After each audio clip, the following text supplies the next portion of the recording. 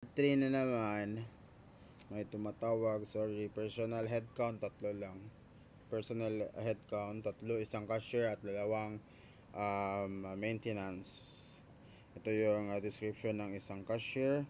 Ito naman ang maintenance. So, yung maintenance, sila yung nagpapakain, naglilinis, at nag-harvest. So, itong job specification, ang cashier is high school graduate, basic computer skills lang. Ang maintenance staff, high school graduate, physically fit. Job description, cashier, great customers and handling inquiries, customer service itong cashier. At saka receptionist, kung may mag-inquire, kung may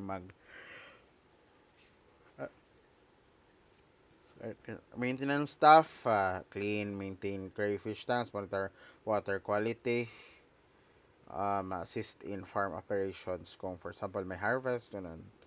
Partner contribution. Each partners are Quackware enterprises play a distinct essential roles. So ito yon, ito yung kanina contribution. So ito na pala lahat ang mga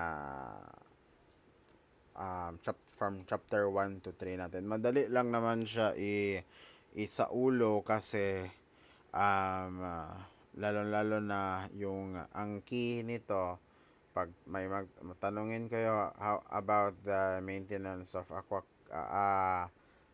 crayfish, madali lang, need the best and high quality filtration system, high quality high protein diet, organic man or non-organic, pero 100% para maging environmental friendly is organic yung gagamitin.